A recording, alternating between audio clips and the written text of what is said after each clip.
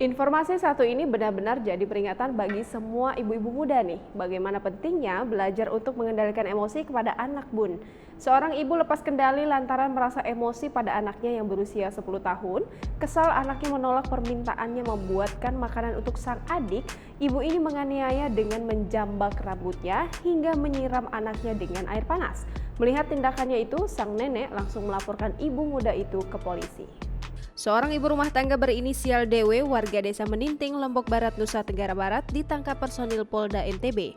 DW ditangkap karena diduga tega menyiram anak kandungnya RG 10 tahun dengan air panas. Kabid Humas Polda NTB Kombes Pol Artanto menjelaskan, pelaku mengaku tega menganiaya anak kandungnya itu karena kesal.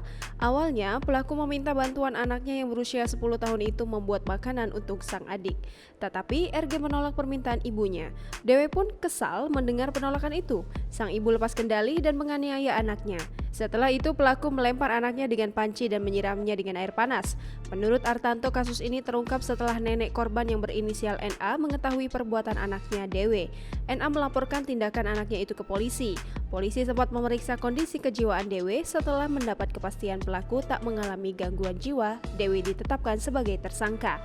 Akibat perbuatannya, pelaku disangka pasal 80 ayat 1 dan ayat 4 JO pasal 76C Undang-Undang Nomor 35 Tahun 2014 tentang perubahan atas Undang-Undang RI Nomor 23 Tahun 2002 tentang perlindungan anak atau pasal 44 Undang-Undang Nomor 23 Tahun 2004 tentang PKDRT.